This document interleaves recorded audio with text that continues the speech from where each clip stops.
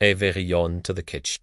Today, we are tackling a classic cookie that brings back instant nostalgia, the perfect, chewy, and tender Snickerdoodle. If you've never made these before, you might be surprised at how simple they are. But the secret is in the ingredients and a little bit of technique.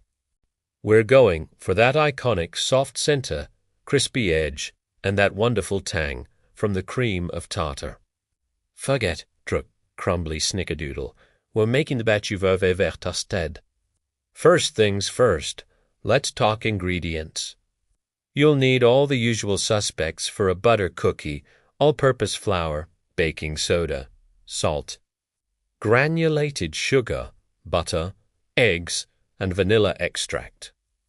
But the two things that make a Snickerdoodle are, of course, cream of tartar and cinnamon. The cream of tartar is essential. It gives the cookies that signature tangy flavor and prevents the sugar from crystallizing, which is what keeps the inside super soft and chewy. If your meat, essentially just have a regular sugar cookie rolled in cinnamon sugar, which isn't the same thing at all. Let's get started on the dough. I always recommend using room temperature ingredients. Seriously, room temp butter and eggs are non-negotiable for a perfect cookie texture. If your ingredients are too cold, they won't emulsify correctly, and you'll end up with dense, greasy cookies. I'm using 2 sticks, or 1 cup, of unsalted butter and 1½ cups of granulated sugar. If you use salted butter, just cut the added salt in the dry ingredients down to about ½ a teaspoon. Now, take your mixer and beat that butter and sugar until it's light and fluffy. Usually about 3 to 5 minutes on medium-high speed. You are looking for a significant change in color, and texture. It should look pale yellow and almost whipped. This step is crucial because it incorporates air into the dough, which is what helps your cookies rise and stay tender. Don't rush this. Stop and scrape down the sides of the bowl a few times to make sure everything is evenly mixed. Once your butter and sugar mixture looks like whipped clouds, it's time to add the eggs. We're using 2 large eggs, adding them one at a time. After each egg goes in, mix only until it's just combined. Overmixing the eggs can toughen the dough. Then, drop in a teaspoon of good quality vanilla extract. Give it one final quick mix to incorporate that lovely vanilla aroma. Next up, the dry ingredients. In a separate bowl, whisk together 2 3/4 cups of all-purpose flour, 2 teaspoons of cream of tartar, 1 teaspoon of baking soda, and a ½ teaspoon of salt. Make sure you whisk these really well. We want the cream of tartar and the leavening agents evenly distributed so every cookie gets the same lift and tong. Now, gently add the dry mixture to the wet ingredients. This is where patience is key. We want to mix this until just combined. As soon as you see the last streaks of flour disappear, stop the mixer. Overmixing at this stage develops the gluten too much, and instead of soft, chewy cookies, you'll end up with tough hacky pucks. If you still see a few tiny flour pockets, that's okay. You can finish mixing by hand with a rubber spatula. Once the dough is ready, it's time for the signature Snickerdoodle coating. In a shallow bowl, mix together 1/4 cup of granulated sugar and 2 tablespoons of ground cinnamon. You want that ratio to be strong on the cinnamon, creating a beautifully fragrant mixture.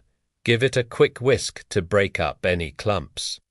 Now we get to shaping the cookies. I'm using a 2 tablespoon cookie scoop to ensure all my cookies are uniform in size. Uniformity is important because it ensures they all bake at the same rate. Scoop out the dough, roll it lightly into a smooth ball, and then drop it right into your cinnamon sugar mixture. Roll it around until it's completely coated. You really want to pack on that cinnamon sugar. It prevents sticking and promotes even browning on the bottom.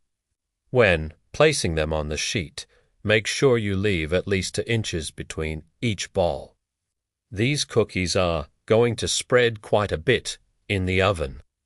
Also, a pro tip for extra chewiness: chilling the dough is always a good idea. But surprisingly, Snickerdoodles often work best without a full chill, especially if you prefer that characteristic slightly flatter, crinkly top.